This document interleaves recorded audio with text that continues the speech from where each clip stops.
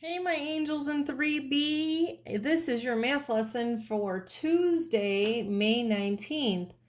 Unfortunately, this is my last math lesson and my last video that I will be recording for you guys.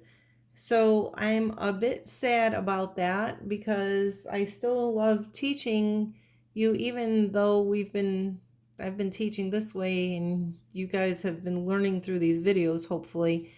Um, so I wanted to give one final shout out to everybody, to all of my wonderful angels that I've had this year. This was such a nice class, and I'm going to miss all of you. But I will still see you in two more of our video conferences this week, and I really have some fun things planned. So we're going to do one tomorrow. I'll send out a time, probably 3 o'clock for that, so I can get as many people as I can. But let me give a shout out to Nayeli and Javier and Marley and Avina and Leo and Rogelio and Daniel and Connor and Bella and Ariana and Adonai and Orlando and Natalie and Paola and Layla and Gabby and Mateo. Um, and I see all the comments that you guys have had on the other videos. So um, I am happy that you guys are going to get a summer vacation to relax and think about all the things that we learned in third grade. But for right now, I want you to get your math book and open up to page 671. This is our problem solving page for the chapter. We have our work backwards strategy. You can see that right here. We are going to be doing some problems that require us to work backwards in order to solve them. So what does that mean? It means that we're going to start at the end and work our way back to the beginning in order to solve the problem. And I'm going to do a couple of these to show you what I mean about that. Okay, so work backwards. You got to get organized when you're thinking about these word problems. Word problems are not going to go away. You have to come up with good strategies and good habits to make sure that you're doing them correctly, because this is going to be the basis for most of your math classes, being able to think critically about these problems and being able to solve the problem. So let's look at the first problem. It says learn the strategy. It says Billy's picnic starts at 6:15 p.m. He needs to bake 3 dozen cookies. It takes 10 minutes to bake 1 dozen cookies. He's going to need another 20 minutes to get ready and 15 minutes to walk there. What is the latest time he can begin to prepare in order to be on time for the picnic? Well, this is a real life skill.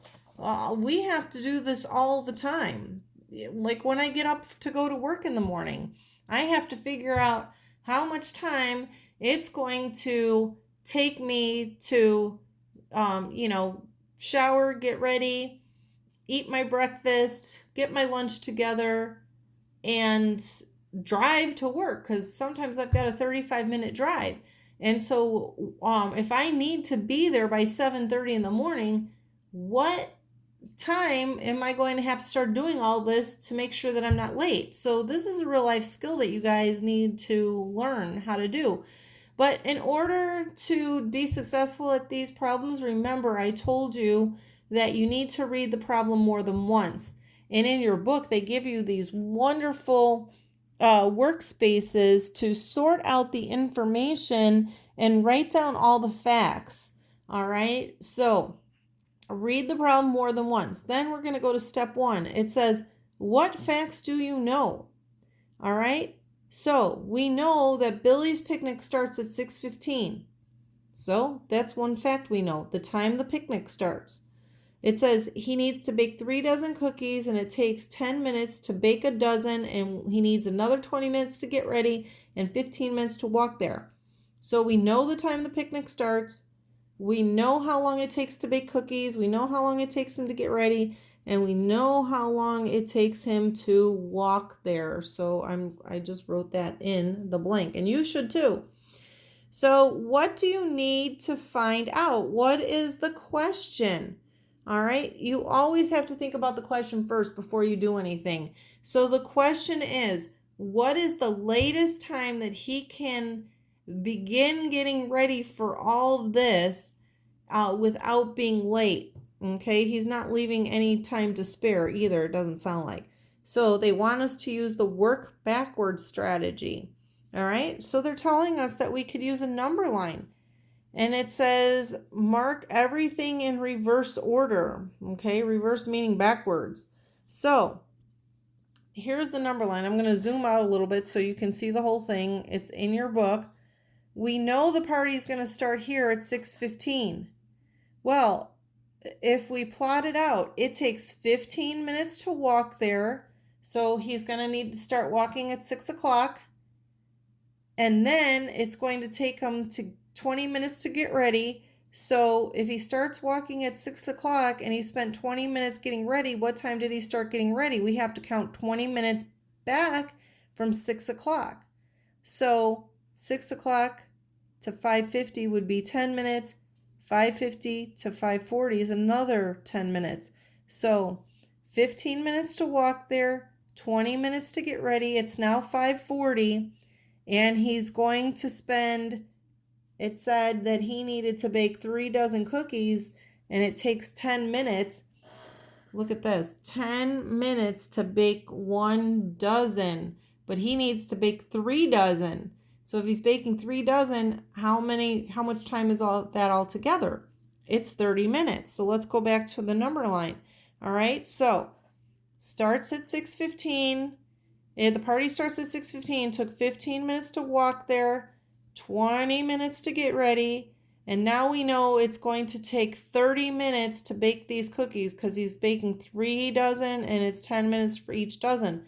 So here you have the time that he needs to start preparing to get ready for this picnic. The answer would be 5:10. He needs to start preparing by 5:10 p.m. All right, so again, you would just have to make a number line so that it makes sense. All right, count backwards on the clock. But that's what we mean by the work backwards strategy. He started with the time that we knew he had to be there and had good estimates for all the things that he needed to do to get ready. And we work backward on a number line. Okay, so you can look back at this example if you need to. So let's turn the page here. Here's another one at the top of the page. It says, it took Liam 80 minutes to complete a jigsaw puzzle. He finished at 2:40. What time did he start? All right, so we know that he completed, it took, let me write this down. Took 80 minutes to complete the puzzle, and Liam finished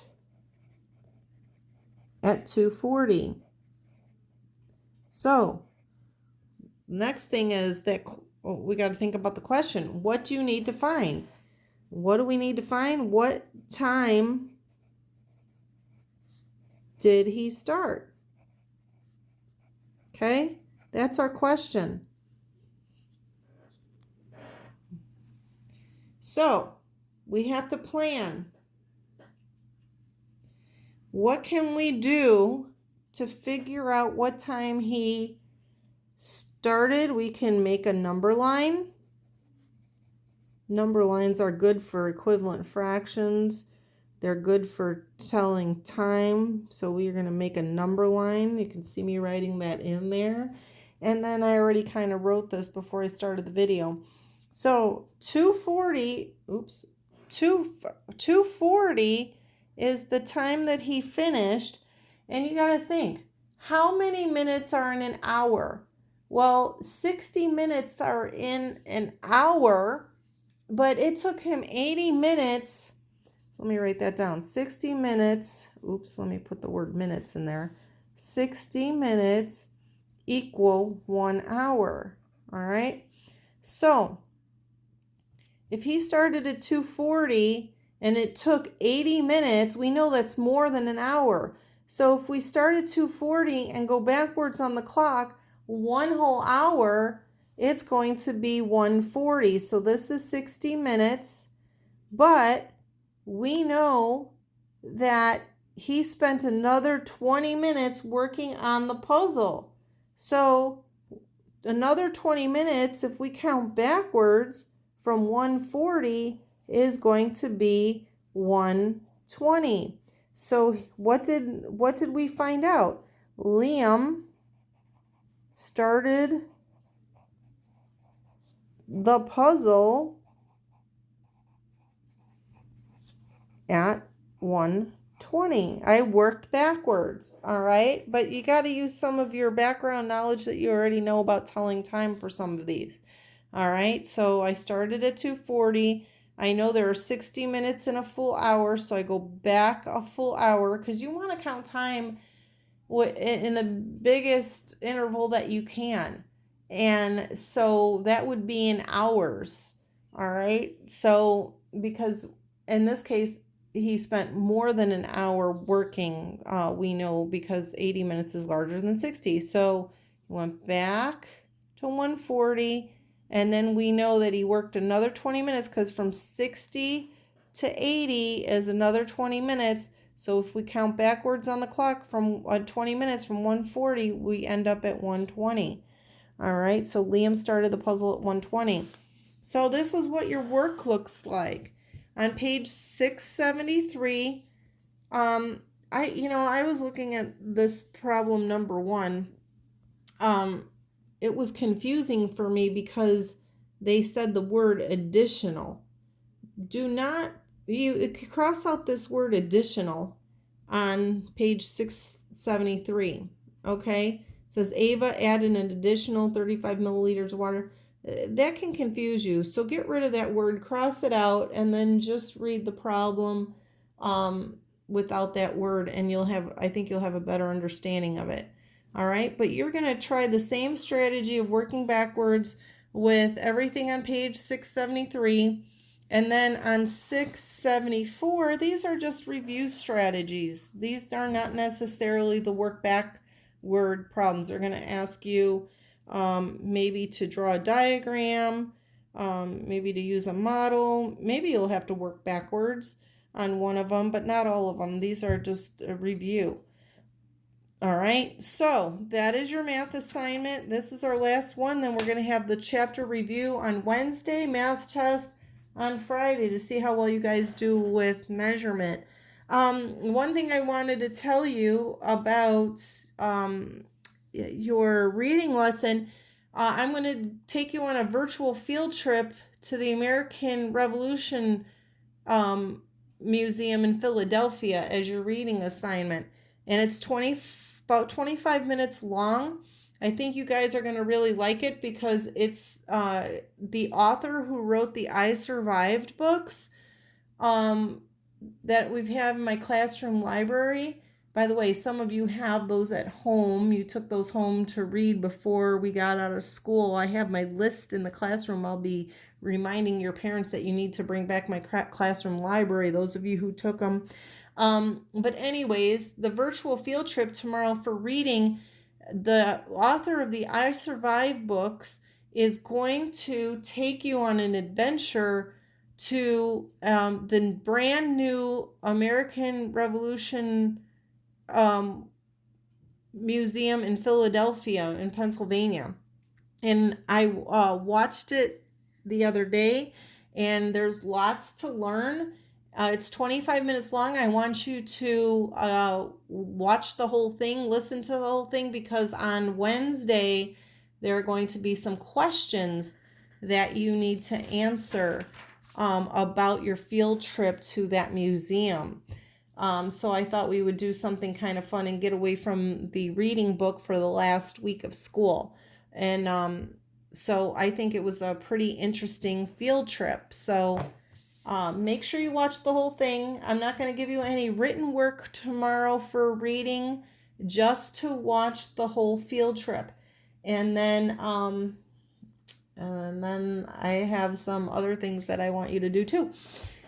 So that is it. My very last video. Boy, I never thought I would become a YouTuber. This is like absolutely crazy. Um, so I guess even teachers learn new things and how to become YouTubers and all that. I hope I don't have to be a YouTuber in the fall, but we shall see. Because I like teaching in person and hearing my kids ask questions. So if you have any questions, you can definitely email me, and I will get back to you with any concerns you may have. And good luck on the math problems. Do your best. Make sure you label all of your answers, because teachers like to look for those things. And that is it, guys. I will see you tomorrow on our video conference. All right. Bye, guys.